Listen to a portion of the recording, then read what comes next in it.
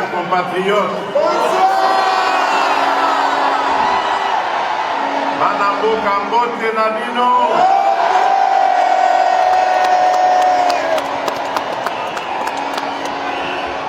Je vais parler en français parce que il n'y a pas que des Congolais dans la salle. Et je crois qu'il y a même la presse étrangère, principalement belge. Et donc pour que tout le monde me comprenne, ce serait plus juste de parler français. Et ça vous été.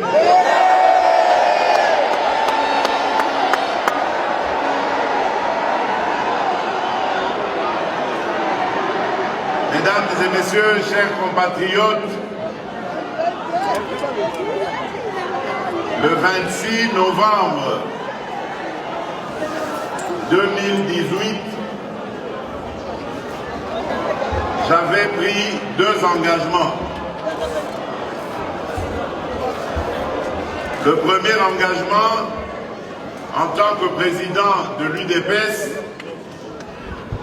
était d'aller m'incliner sur la dépouille de mon prédécesseur, mon leader, mon mentor, mon conducteur, mon formateur, mon géniteur. J'étais allé lui faire une promesse. C'était celle de ramener sa dépouille au pays de ses ancêtres.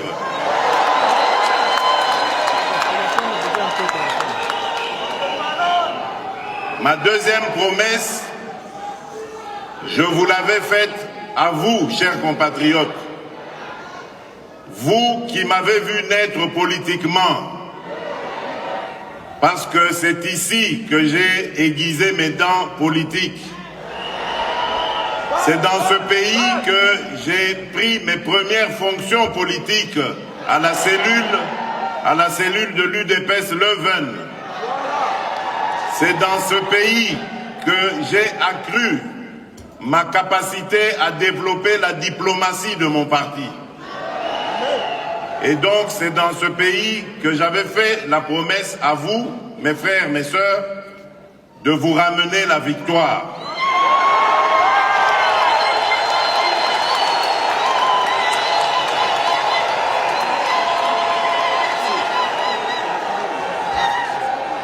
Et ensuite, je suis descendu au pays.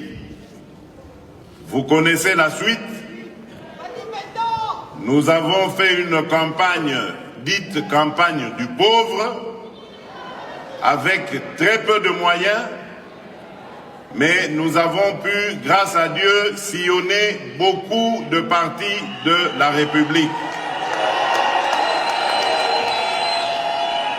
Au bout du compte, Dieu nous ayant fait grâce, nous avons obtenu la victoire.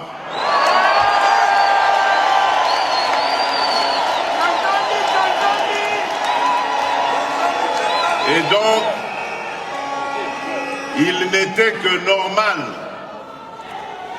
que mes premiers pas en terre européenne soit réservé à la Belgique, mon autre Congo, le prolongement de notre Congo, la Belgique où j'ai commencé mes pas de leader politique, la Belgique où se trouve une grande partie de notre diaspora.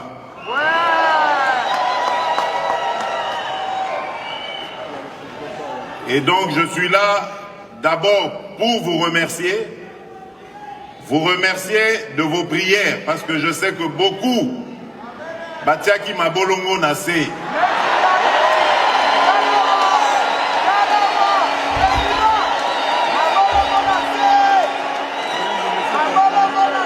vous remerciez également de votre soutien, parce que je sais que beaucoup ont veillé comme nous ce soir-là du 10 janvier 2018 pour attendre les premiers résultats de la publication provisoire.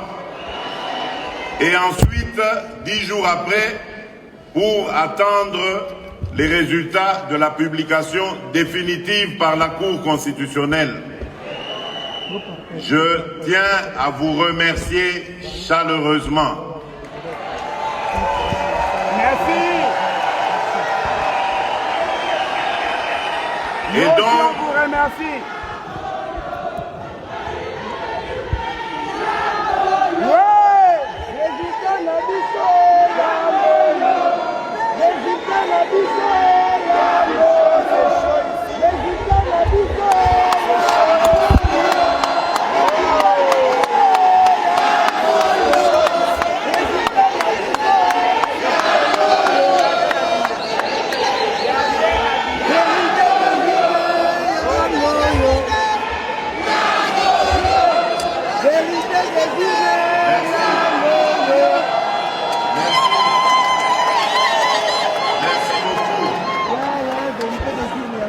Je disais donc que, comme je l'avais dit le soir de la confirmation de mon élection, après le combat pour la conquête du pouvoir, un autre combat commence. Et j'ai rajouté que j'étais le président de tous les Congolais.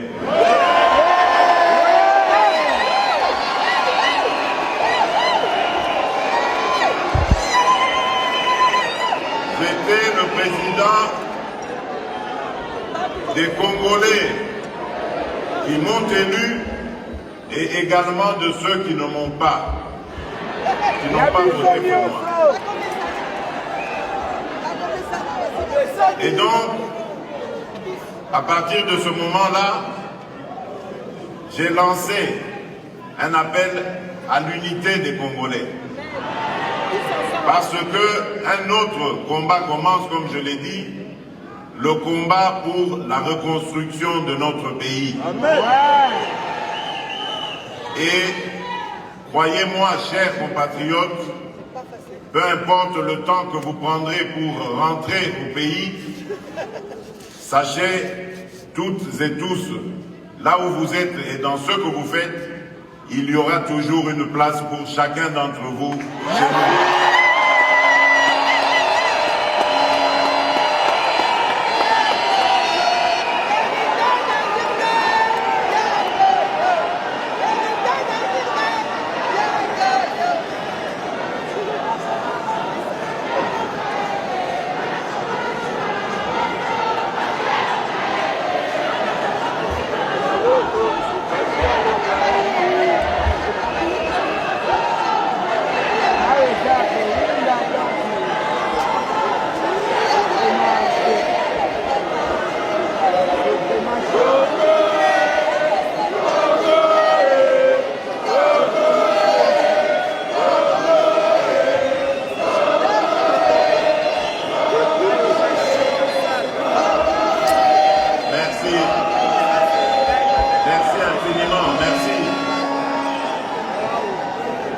Je disais donc que l'heure est à la réconciliation nationale et à la construction de notre pays. Il y a de la place pour tous les Congolais. Et pour le marquer davantage, mes premiers signes ont été de libéraliser l'espace politique. Et donc, j'ai pris la décision de libérer tous nos compatriotes qui étaient retenus pour X ou Y raisons politiques dans les cachots de la République. Bravo, bravo. Pour ceux qui étaient en exil, empêchés de retourner dans leur pays, tout le monde est désormais libre de retourner dans son pays.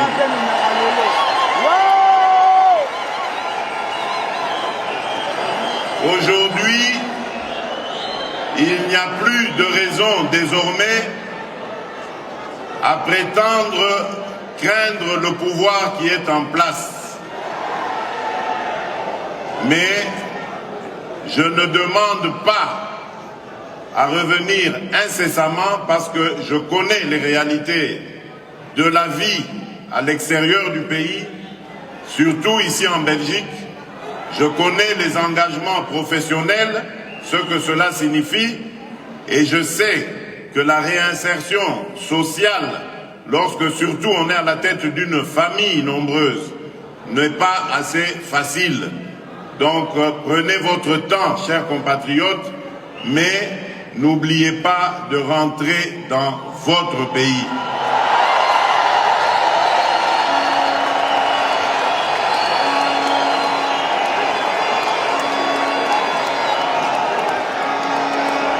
Le Congo a besoin de vous.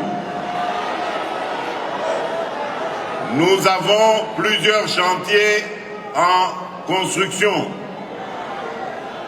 Le premier chantier, c'est celui, bien entendu, de la paix et la sécurité.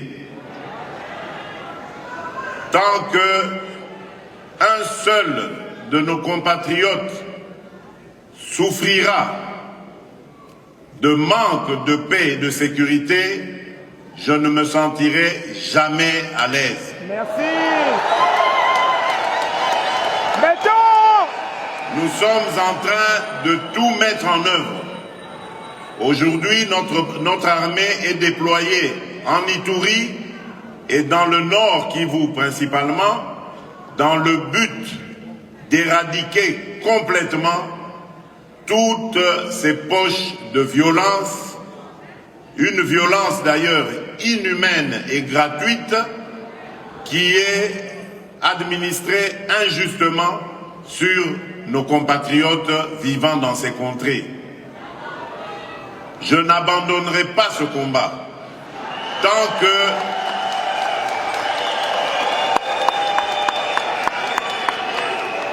que ces renégats Banyangala Katawana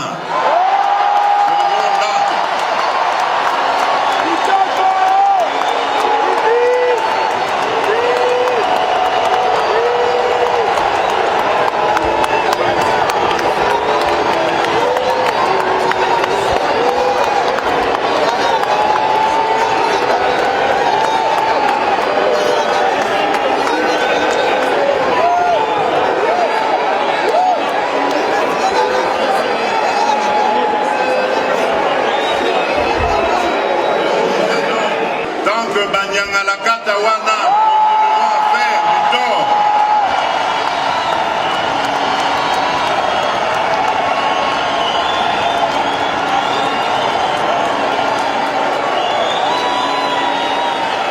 Tant qu'ils continueront à faire du tort à nos compatriotes, ils me trouveront face à eux.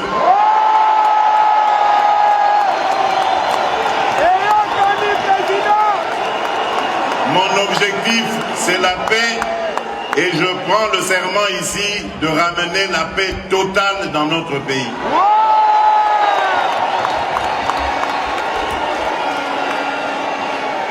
Le deuxième objectif, le deuxième chantier, c'est celui de l'instauration d'un état de droit. Ce vœu cher à notre grand combattant, l'immortel Étienne Tshisekedi Wamulumba.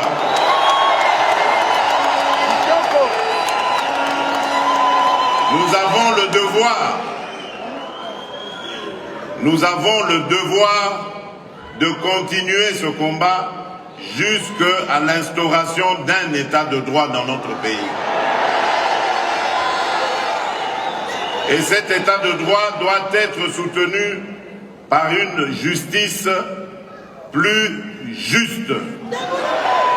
Une justice au-dessus de tout soupçon. Une justice qui va faire son travail pour protéger les citoyens et leurs biens Ainsi, pouvoir dire le droit en conformité justement avec la loi. C'est ça, l'état de droit que nous voulons instaurer. Et croyez-moi que là aussi, je ne ménagerai aucun effort pour y arriver. Je ne veux pas de la justice faite par le président de la République ou à la présidence de la République. Je ne suis pas un dictateur et je ne veux pas qu'on fasse de moi un dictateur.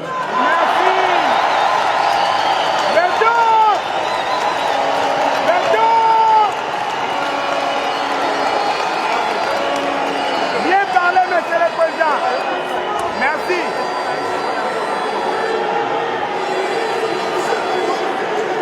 Ah oui, c'est ça l'état de droit. Mandela! Mandela! Cet état de droit nous permettra de déployer en toute confiance notre programme, et ça, ce sera le troisième chantier qui s'attaquera aux luttes, à la lutte contre les anti-valeurs. Merci. La lutte contre principalement la corruption. Ce mal qui a rongé notre pays et qui a complètement ruiné notre économie. Merci. Tant qu'il y aura des corrompus en République démocratique du Congo, le développement ne sera pas possible. Merci.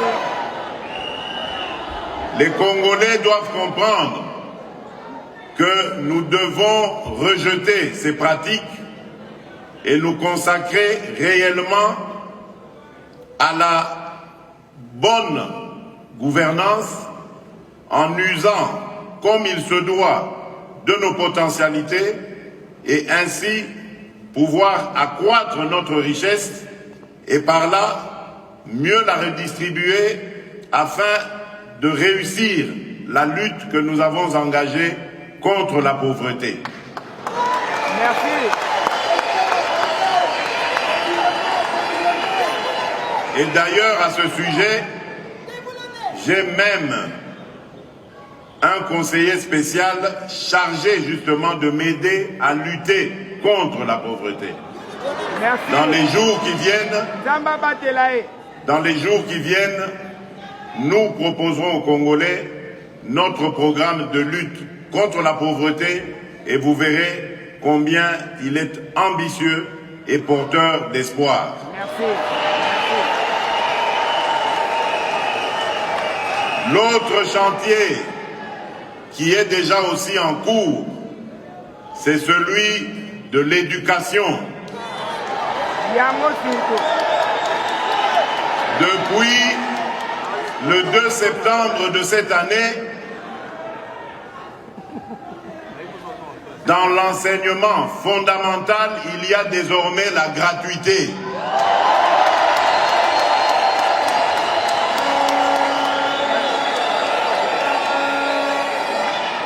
Donc, moi, na Congo, à Kozala Lisusu, il est traité.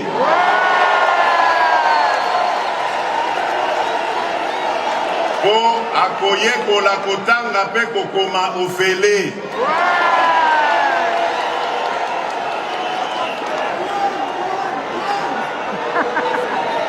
Nous poursuivrons ces efforts, palier par palier, pour que demain, ce soit les études du secondaire et plus tard, les études universitaires. Avant la fin de mon mandat, j'aimerais revoir les premiers étudiants boursiers bénéficiant de la bourse du gouvernement de la République.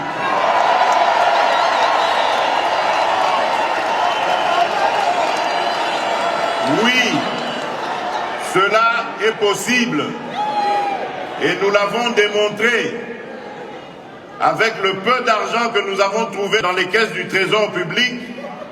Nous avons engagé un certain nombre d'actions que nous avons appelées le programme des 100 premiers jours d'urgence du président de la République. Avec ça, nous avons réussi beaucoup de choses, mais je sais qu'il y en a encore beaucoup d'autres à réaliser.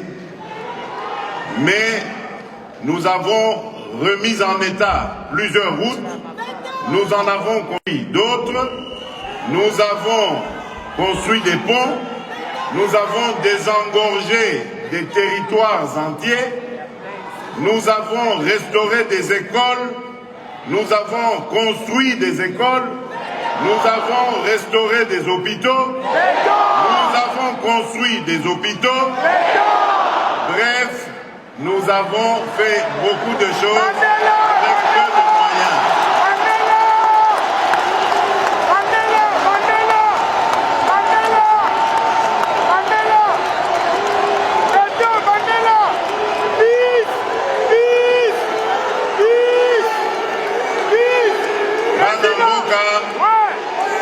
Les chantiers continuent. Nous avons également le chantier de la santé. Comme je vous l'ai dit, dans mon programme, j'ai mis au cœur de ma stratégie l'homme congolais. Et donc, tout sera fait pour l'épanouissement de l'homme congolais. Son éducation, sa santé, son emploi, son bien-être, tout sera fait pour l'épanouissement du Congolais.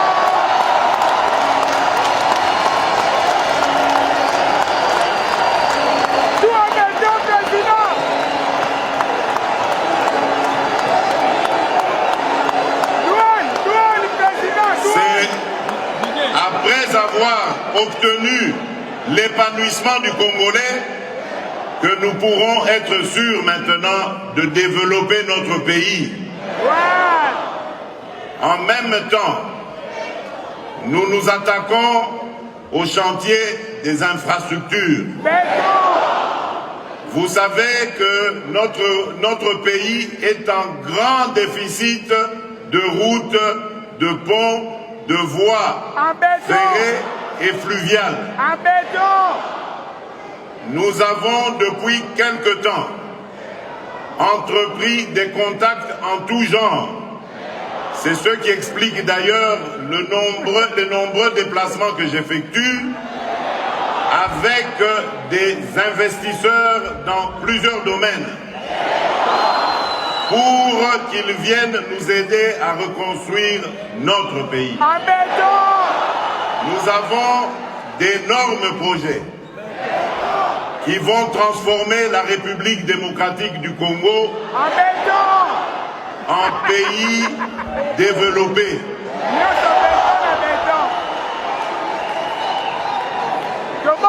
L'autre chantier, comme vous le savez, c'est celui de l'énergie, l'eau et l'électricité.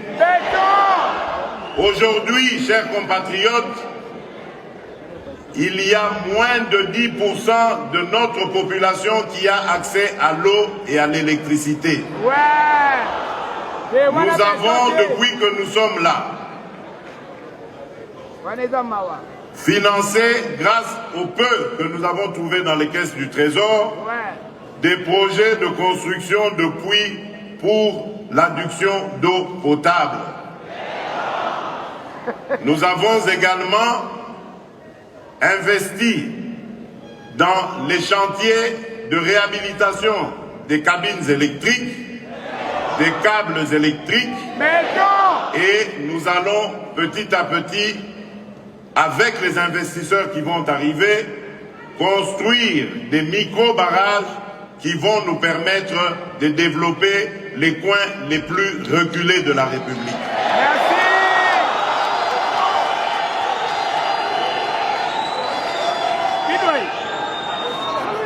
Nous avons également le chantier du numérique et ça va faire plaisir aux jeunes. Le numérique est une nouvelle technologie qui est bien maîtrisée par nos jeunes. Merci. Nous voulons l'amener dans l'économie de notre pays. Cela nous permettra de mieux rationaliser nos dépenses et nous permettra d'augmenter les recettes du Trésor. Et avec cela, de relancer la croissance économique et de pouvoir faire face aux défis du futur. Nous avons également le chantier, et c'est un chantier énorme, de la diversification de notre économie. Comme vous le savez, les mines, les activités minières, qui pourtant devaient être un bonheur pour notre pays, sont la source de tous les malheurs du Congo et des Congolais. Nous avons donc décidé de sortir du tout minier pour aller principalement dans des domaines comme celui de l'agriculture, dans lequel il y a beaucoup de choses à faire. Je vous ai dit ici qu'on va construire des micro-barrages. Ils vont servir aussi à alimenter les industries agroalimentaires que nous allons construire.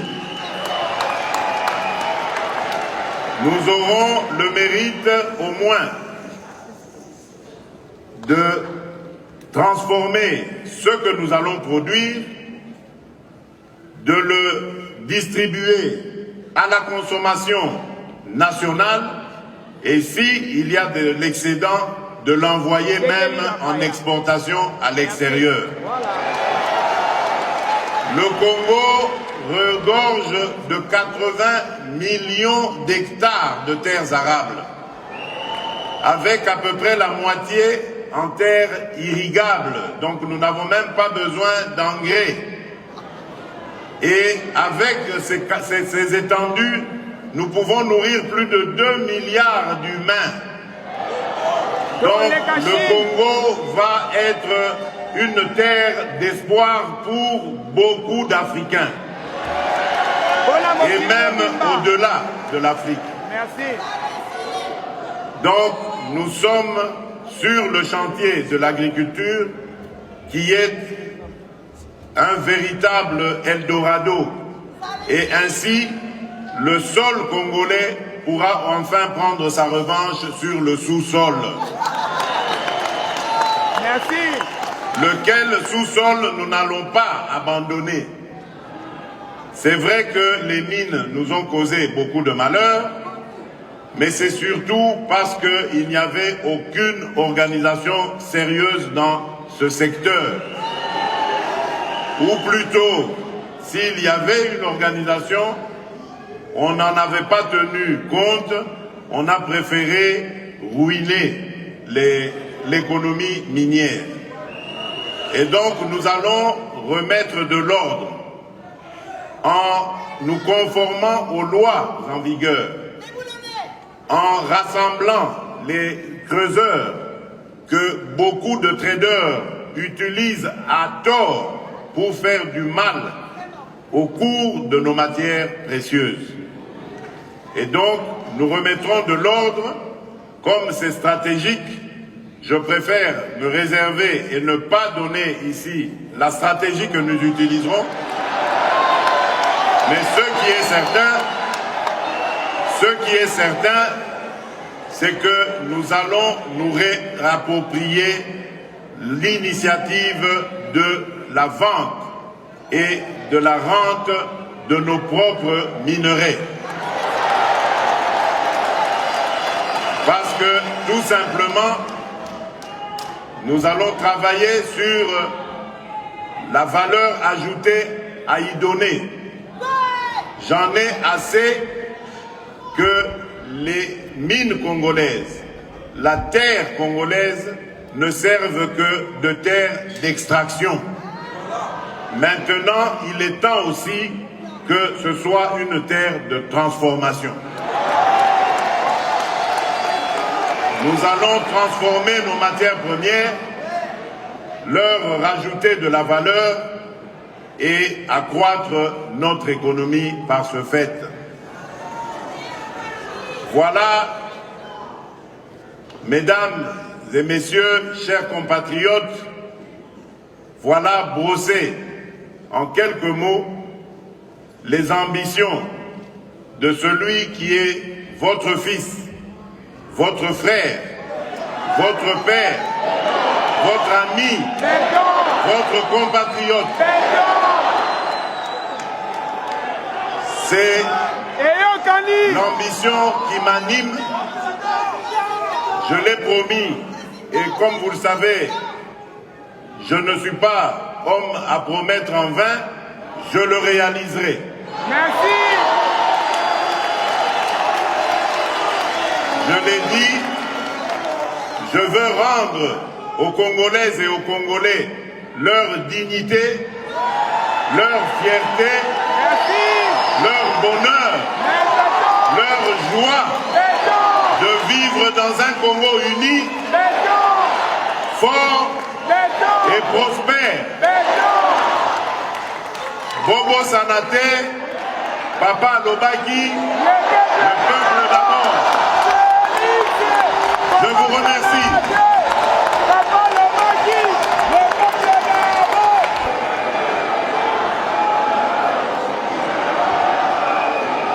Merci. Merci à